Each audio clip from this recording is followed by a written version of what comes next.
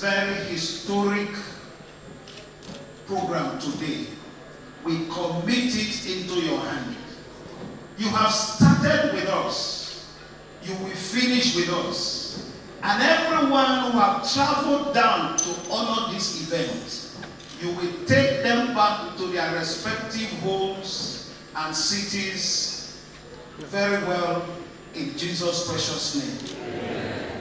I see my profession, former governor of the state, His Excellency, the legal faith and for the high echelons and other such distinguished personalities gathered. A gentleman who is full of wisdom, who is a man most a general and a gentleman, a leader. Your Excellencies, very distinguished ladies and gentlemen, in his space, in his community, and distinguished ladies and gentlemen, showed us that in spite of the former President of the Federal Republic of Nigeria,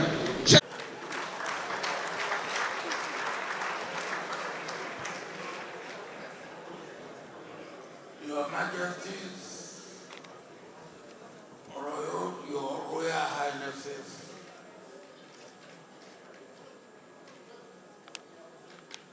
members of the National Assembly that are here, members of State Assembly, members of the National Executive Council that are here, members of the State Assembly, State Executives that are here, distinguished ladies and gentlemen.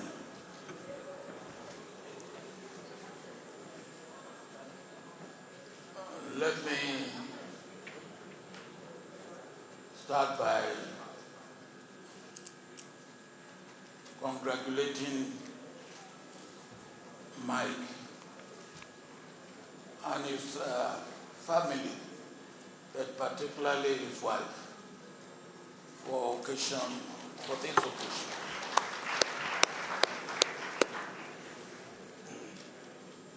When I accepted Mike's invitation to write a tribute and to also make a statement in a video, I thought my job was done. I didn't realize that he will ask me to be chairman, because when I realized that my brother and colleague, President Goodluck Jonathan, was coming, I thought he will be made the chairman of this occasion. But when I was called, then I decided we have got two chairmen for this occasion.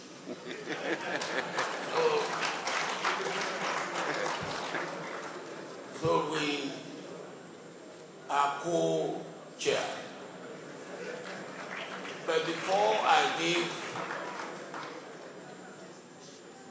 President Jonathan the opportunity to say his statement as a co-chair,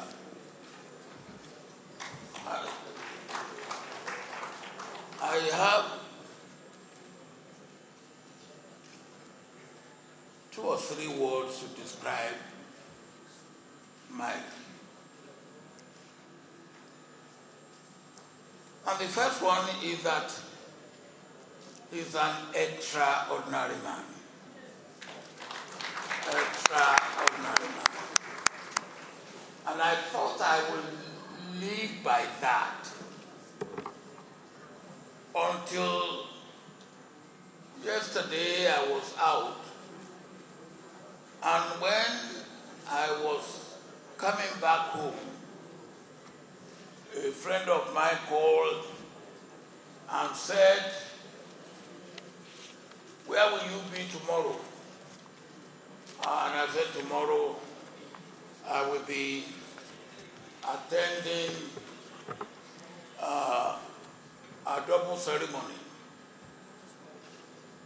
for a friend who is celebrating his birthday and who also at the same time is presenting 50 books."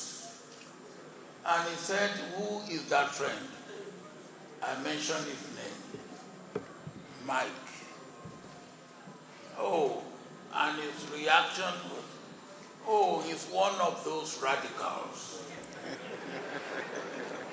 So I thought that, well, I have said this man is an extraordinary man. When my friend said he's one of those radicals, I did not know what to say.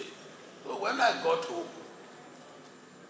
I took my dictionary, because I don't know whether I will want to tell Mike that he has been described as a radical, or whether I will not. So I took my dictionary, and of course, dictionary never lies. It will tell you. So I look at the word radical, and it says, "A person who advocates thorough or complete political or social change."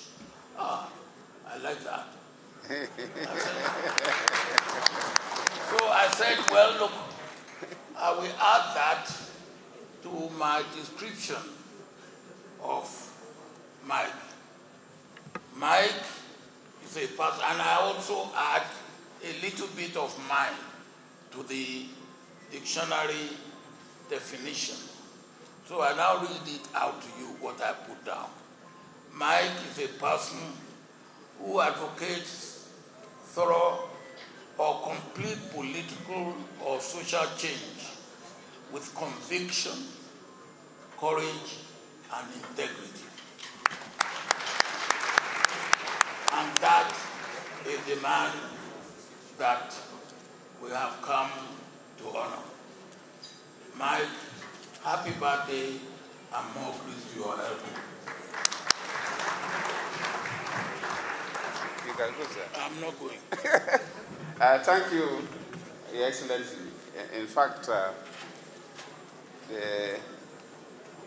President Obasanjo described me as his younger brother. He's my father, not his younger brother.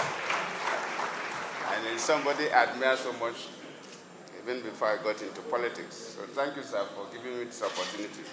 You have brought me to speak at this time. I would have been made to speak maybe towards the last. And you have now upgraded me. The earlier, the better. You have upgraded me to be a co-chair. Thank you so much.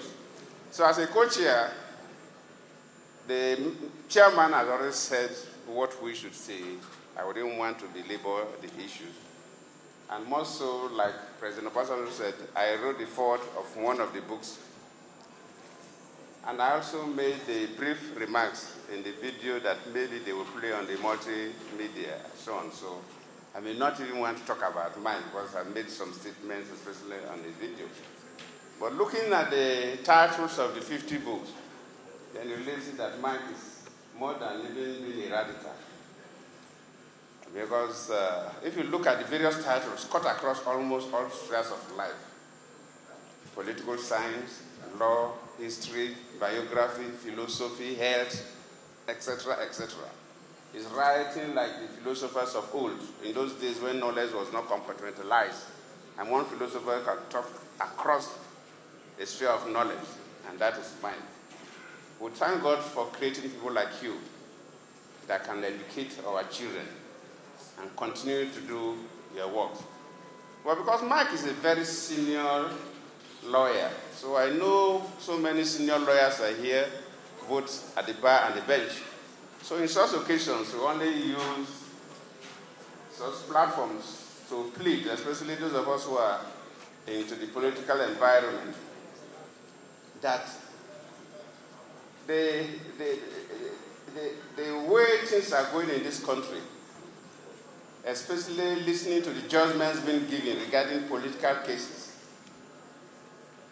which Baba will not want to go in, but I can go in.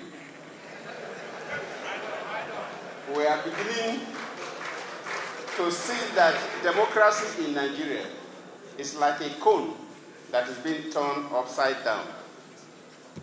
And if a cone, and you turn it upside down, and the top that's supposed to be big, even if it's little roundish, and you manage to stand it, it cannot be so stable. The slightest perturbation, it will fall. And when I listen to senior lawyers like Olusegun Obasanjo, who was making comments on some Supreme Court judgments, I felt very sad that the country has got into that level. I plea that if democracy will endure, the people both at the back and the bench should not be carried away by political influence. That is the only way. And that is the only way we can stabilize the political process. I know the lawyers enjoy, immediately after election, the avalanche of litigation, because it's like Christmas for lawyers. But most countries doesn't go that way. People don't go to courts. But in Nigeria, pre-election matters, election matters. Fill all the courts. And this does not give a good sign for democracy. Comparing Nigeria to other African countries and some of countries outside Africa that have been able to get involved in the electoral processes. So, to me, it worries me. In fact, towards the end of this month, I'll be going to Botswana. I want to go and see what others do. And you come back home and see what we do. It worries us. There is a particular judgment that has been haunting, and I need to mention that, luckily I'm not a lawyer, I'm seeing that from a layman view. Most very senior lawyers are here. That really turn the cone upside down. And if the courts don't really look into this and rectify it, it will create so much instability in the political system that it will affect all of us. Even those who claim to have succeeded, their victory song will not last long, because we will all be victims. Where the courts say a ward chairman can expel a national chairman of a political party, this is not in line with natural justice. The law is to control human behavior, and human behavior must follow how God created systems. And you cannot tell me that the head of department, for example, in a university, can expel the vice chancellor.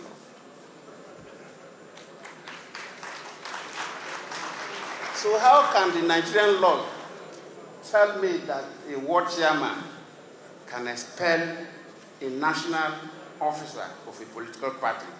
And since that judgment has been given, it has created all kinds of instability in the party. In fact, PDP is into crisis because of that judgment.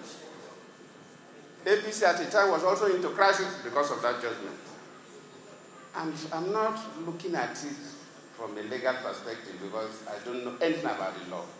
But when I look at how nature works, I have never seen a system where a sub-unit can discipline the top. For PDP exactly, of course, Baba knows, in the constitution of PDP, if you're a national officer, even your state cannot discipline you. Not to talk about a ward officers that are not even members of NEC, the National Executive Council. And we are saying that a ward chairman of a party can suspend and expel a national chairman of a political party. I'm pleading with the Supreme Court to review their judgment. Because that judgment has turned the cone upside down. And the political processes, the democracy is wobbling.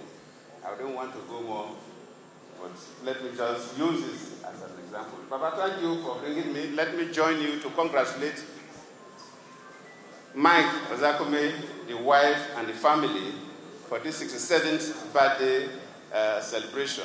And let me also, as a co-chair that I've been promoted to, thank all of you for coming to celebrate this family and celebrate this man that has made significant impact in the growth of Nigeria, especially his struggles for good governance and the political leadership.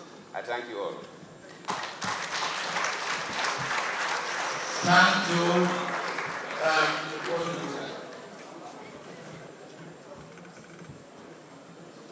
I just want to thank you for the comments you made about political judgment, and you said I wouldn't say anything yet because there is much to say and there is not yet time for it.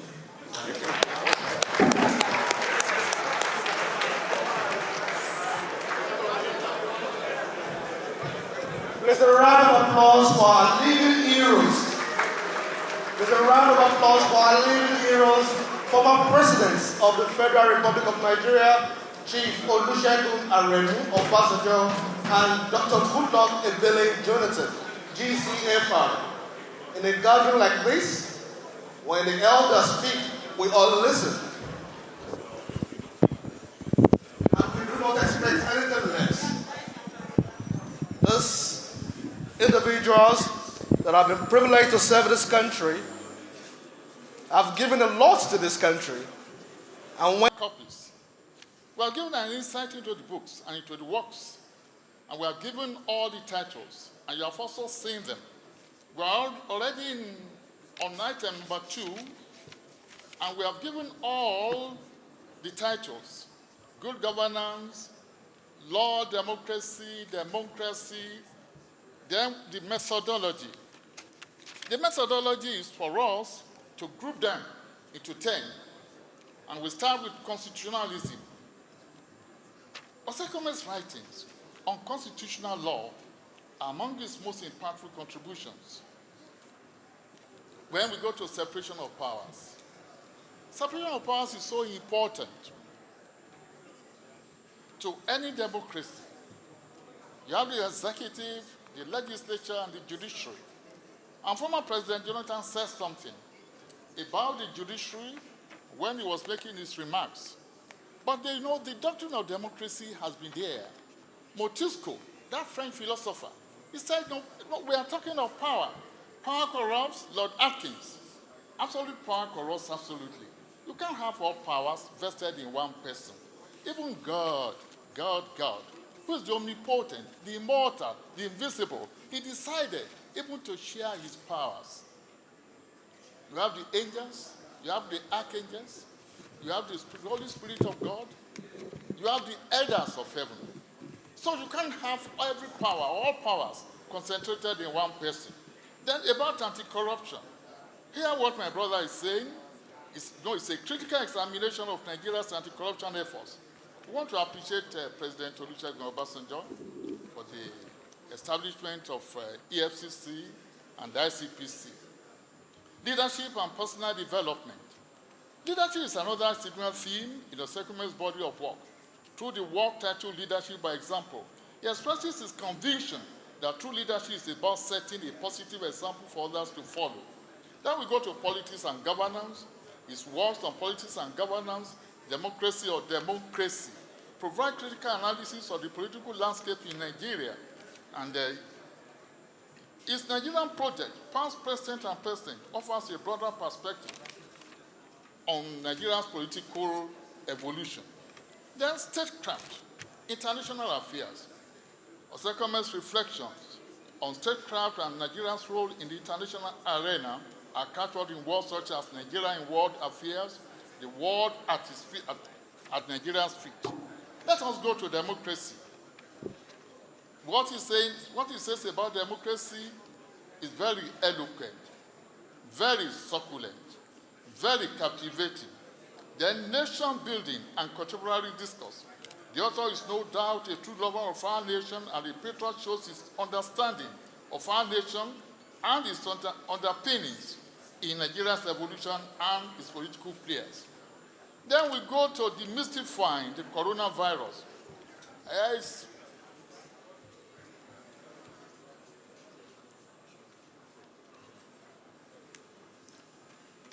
In demystifying the coronavirus, Ozekhome in his characteristic nature chooses to not just ask questions, but seeks to find answers to one of the greatest health challenges faced by humanity throughout history. And this is also a demonstration that a lawyer is just not compartmentalized into the legal cocoons, but is learned and learned indeed. Academics and honors the law of personal property in Nigeria, which we recommend to others. Now I'm going to the conclusion because I have just 15 minutes. Immediately, Mike Ozekhome, a leading legal and jurisprudential personnel, foisted on me in the Herculean task of reviewing these books. My mind went straight to what William Blackstone, what he did. Between 1776 and 1779, his works on the laws of England. The works are divided into 4 volumes. Volume 1 is devoted to the rights of persons. Volume 2 deals with the rights of things. Volume 3 treats private wrongs. Volume 4 devoted to public wrongs. Through these works, Blackstone not only impacted the legal framework of England, but also of the entire Commonwealth. To me, Ozekhome, like Blackstone, and through these works, is impacting the Nigerian jurisprudential, political, economic, infrastructural landscape. I want to classify his works into 4, just like Blackstone did.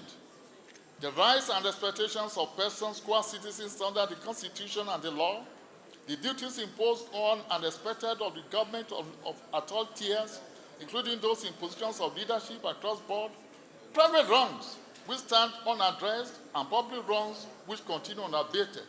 These 4 classifications encompass the very essence, importance, and significance of the magnum opus put together by this legal luminary, cerebral jurist, high-flying scholar, borrowing from the philosophical words of Aristotle, Plato, Socrates, Karl Marx, and their tribe, tapping from the jurisprudential tapestries of Roscoe-Pound, Barron, Dicey, Benson, K.C. Wells, T.O.S. Elias, and other great minds in that realm, and espousing his deep knowledge of literature, economics, religion, politics, government law, and contemporary issues. Ozekhome has creatively submitted for public consumption these epochal books, which will, no doubt, agitate, stimulate, scintillate, nourish, and alert our collective spirit, psyche, and consciousness in all areas of our national endeavors.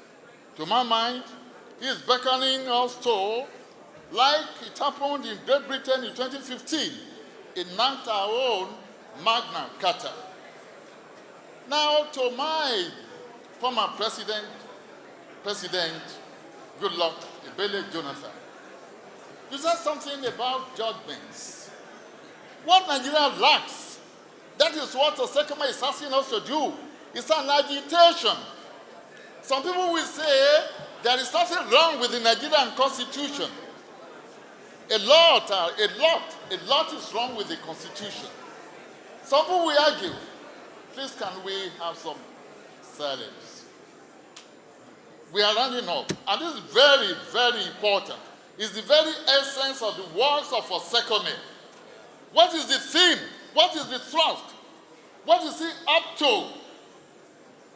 It's casting us that in this country, we must, like Britain did, have our own charter of justice, of equity, of fairness, of good governance, just like Britain had in Magna Carta. We don't have it. Nobody is thinking about it. Nobody is toying with it. Everybody wants to run away from it. And not until we have it, we'll continue to have some problems. In Magna Carta, it is stated clearly, even in respect of the judiciary, to no one shall we seek judgment, to no one shall we deny justice. Since then, things changed in Great Britain. Now the essence of all this gentleman is doing is that Nigeria must have a charter. A charter for equity, a charter for government, a charter for justice. I recommend this brilliant, scholarly, beautiful, alluring, scintillating, delightful, and captivating collections to all and sundry, while saluting the intellectual sagacity, prolific dexterity, and patriotic zeal of the author, who is my dearly beloved brother. Thank you for listening. Thank you. Please, another round of applause for Chief Wole Oladipekun, Senior Advocate of Nigeria, COA, for that very wonderful review of 50 books in 15 minutes.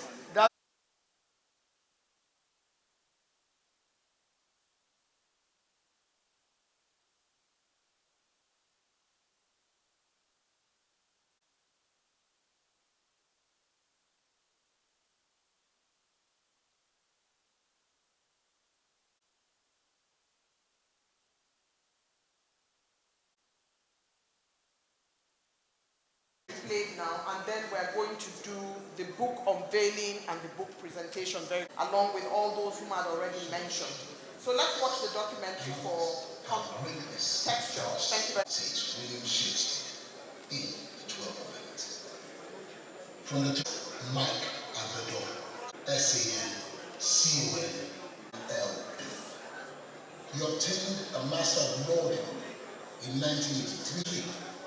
In his association with one of the revered lawyers in Nigeria and globally during the June 12 saga and the subsequent military regimes, and gave the military eyeball to eyeball.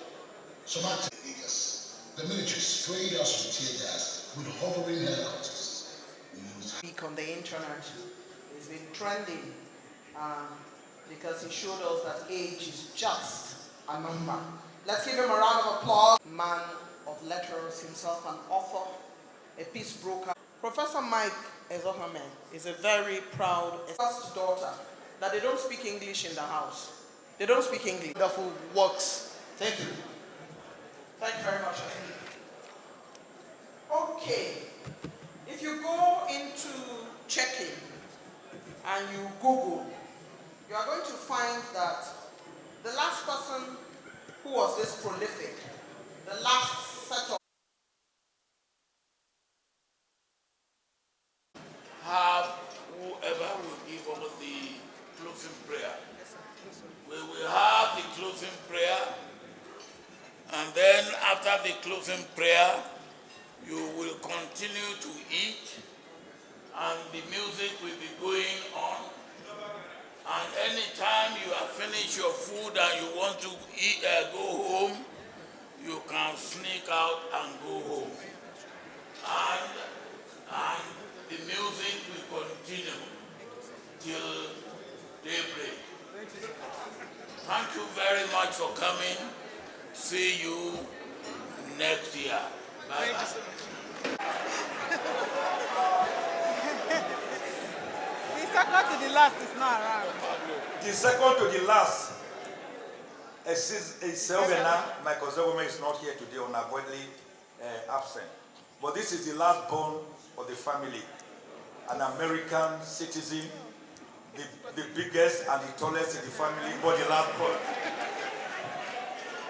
Ozekhome, Mike Ozekhome is also a lawyer. So, with this kind of blessings, how can I not look at Ambassador Anegbede to say, I thank you? How can I not look at Chief Oseni Elaman Diokayuru of Benin Kingdom to say, I thank you. How can I now look at Chief Roland Otaru, Senior Advocate of Nigeria, the one who cleared the path for all of us to pass through. He was the first Senior Advocate of Nigeria from Edo North. Before then, the senior advocates were always coming from Benin and from Isha land. But since he cleared the way, I can tell you Edo North today has twice the number of senior advocates of Nigeria, more than any of the other ethnic groups. Now, Chief Wole Olanipekun, Commander of the Federal Republic and Senior Advocate of Nigeria, a man that has conquered the legal world, a man that has become an oracle of the law, a man that has shown me so much love since we met. God bless you, sir, for all you do, and to review 50 books in 15 minutes. You are a wonder.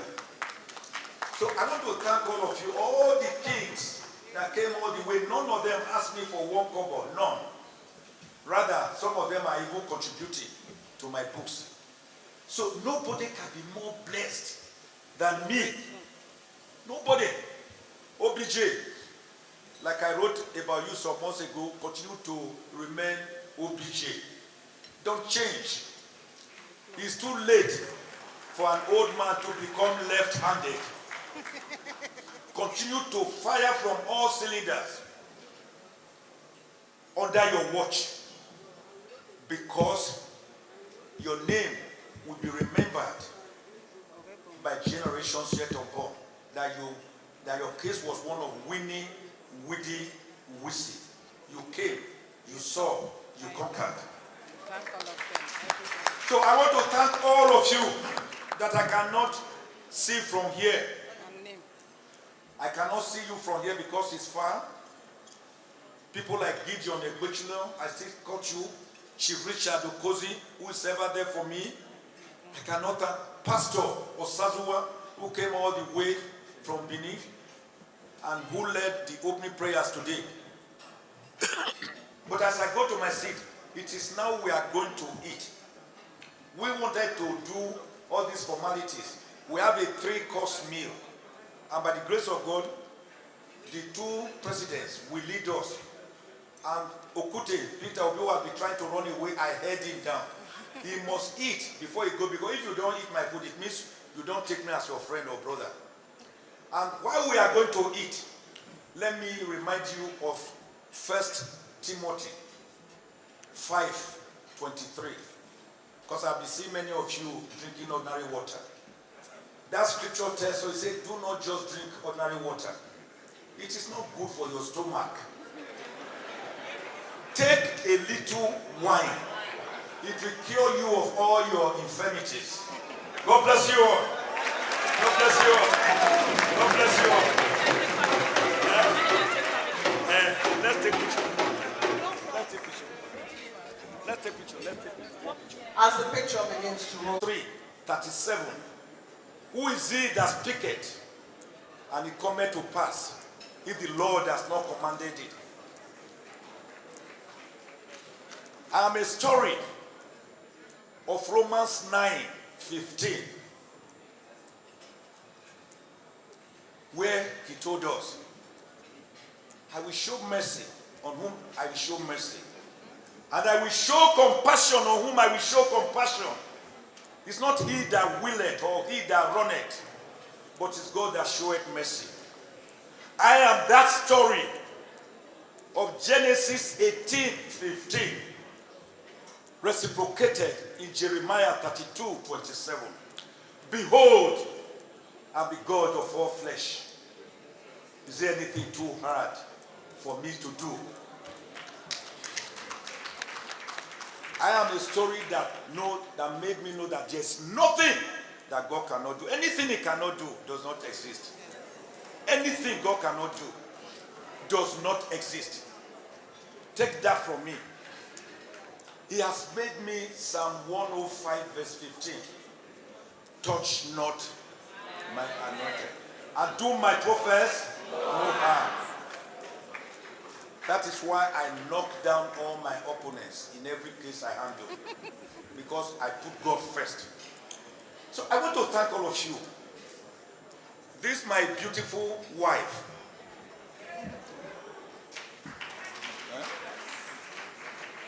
Sorry?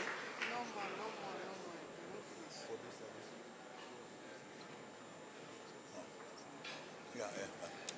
Now, for this my beautiful wife, 33 years in marriage,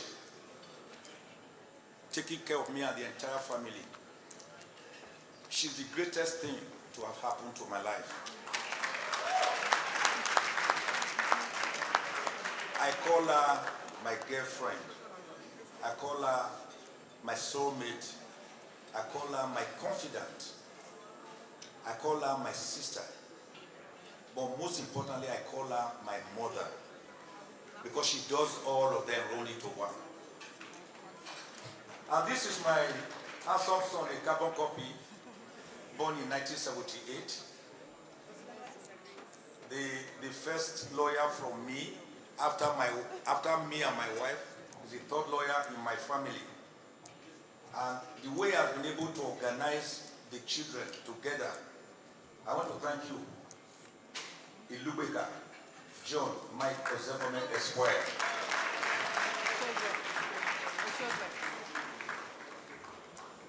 Ushoze, Mike Ozekhome. First girl. First daughter, barrister at law. Thank you for holding the girls together. Dr. Esizaze Mike Ozekhome. Okute, thank you very much. Dr. Esizaze Mike Ozekhome family. Okute Peter the Rock was present last November when she wedded. The husband, Damilola, who has become my son also. Family. He came yesterday, and I told him if you didn't come, I would have flogged you on the bare buttocks. From London. From London. I want to thank you. And they are living very well. And I'm proud of them. Next is Ushoma. That is the Michael.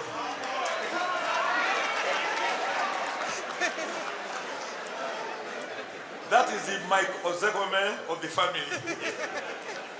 Full of glamour, panache. He has style. He has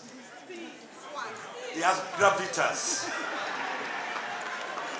Ever sartorial and ever gregarious. Before I forget, I do not know whether he's still here. Uzochukwu Stanley.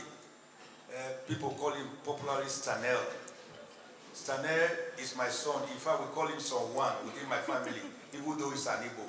That is one of the young men that drives my engine. I want to thank him, whether he's here now or not. Help me send it to him. Nation, I will become a medical doctor. He asked me why. I said, simple. You are so privileged in your profession that you are the only one a man will come with his wife and you will tell him to wait for you outside. The man will wait outside. You will render the wife naked, you will examine her, and then when you finish, you give the man a bill to pay.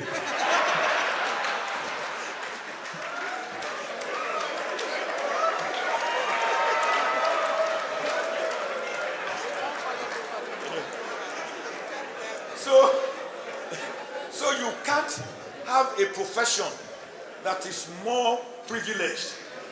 I mean, whosoever you are, once you are sick, in fact, when they want to remove your clothes, you say remove them quickly. I thank you, sir, for playing the role of a godfather for me. I can see my elder brother here, Chief Senator Oyofo, who was a two-time who came here and started the launching with 100 million naira, 2 million naira per book. And you may wonder, can he do it? Go and take note of my chambers. What transformation he brought to it. He just came one day and said, Dad, this place doesn't defeat you. Let me show it off for you. And that was it. And I started seeing things changing.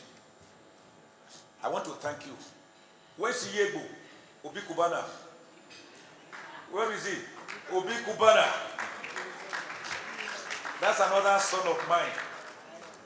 I won't tell you publicly what this young man has done for born to poor, illiterate farmers in the village who must go to farm in the morning or go and fetch water before going to school. And when he returns from school, they will tell him his food had been taken to the farm, which was another way of saying return to the farm. I will end up taking my breakfast around 3 to 4 p.m. That same man standing here till today does not know how to take breakfast because of that hard upbringing. Then I reminiscence to say, am I the same person who could pull out two giant former presidents of the Federal Republic of Nigeria?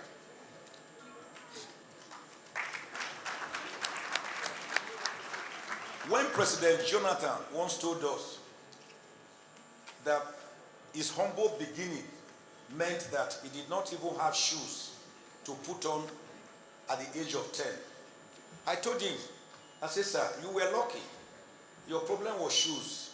At the age of 10, we were still running about the village naked because we could not put on pants. So he was even luckier than me. But that two of the greatest presidents that Nigeria has ever had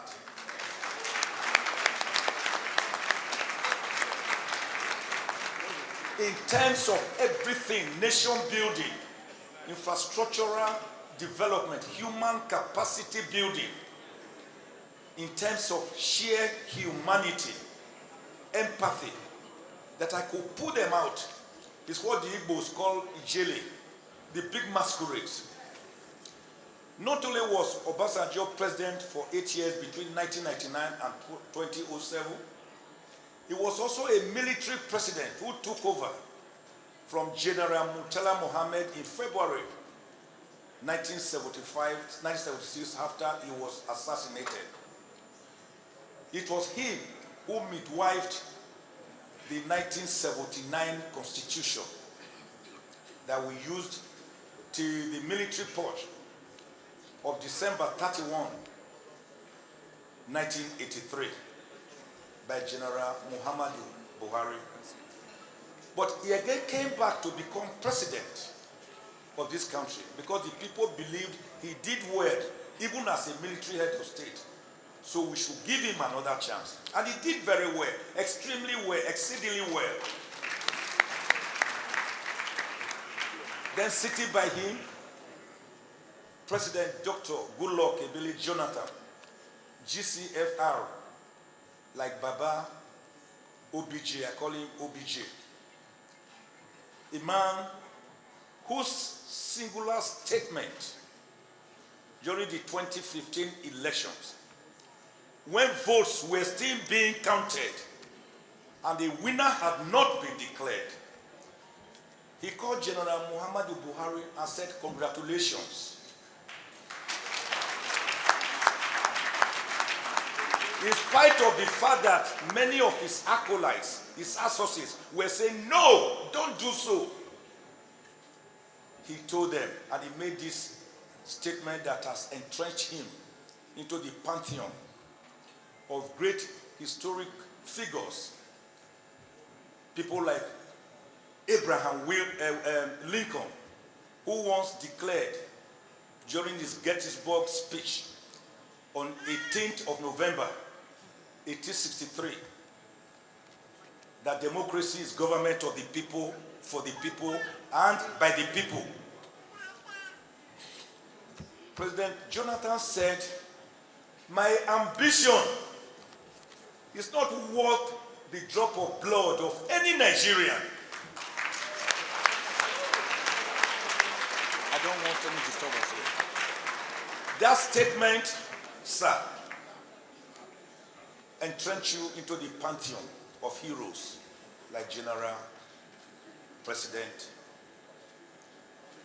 Olusegun Obasanjo, GCFR, and PhD, a man who, after leaving presidency, went for his PhD and got it by thesis. So I can't thank God enough that this is happening. In my presence, I'm not dead. Mama Peace, that is sitting down there, that's what we call her popularly Mama Peace. Mama P. Thank you, ma. Mother of the nation. Thank you, ma. For being there for everyone, for everybody. We know the role you played in this country. And we knew how they came after you, even when you had not done anything wrong. I'm happy that I was there to lead frontally your defense. And I thank God that everything has been resolved.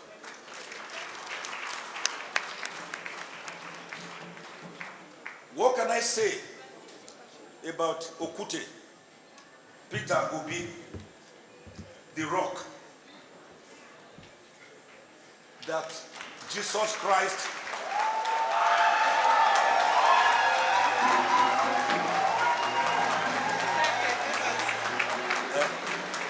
Jesus Christ himself built his church on it. Go and look at Matthew.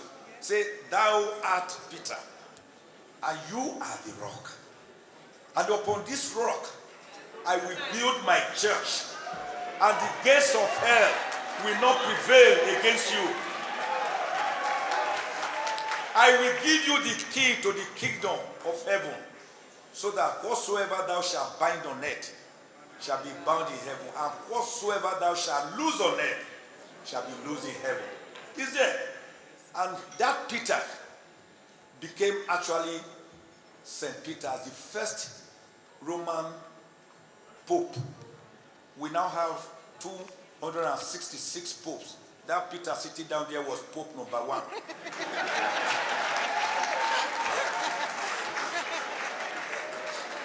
And you know where I like the Catholic Church, which I want many of you to just quietly come into.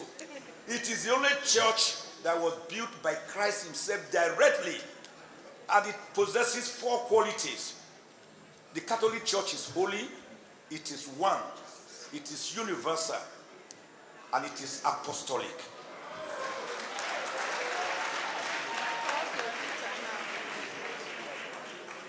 His Excellency, Governor, Senator Jonathan is there. Another man, a man who left office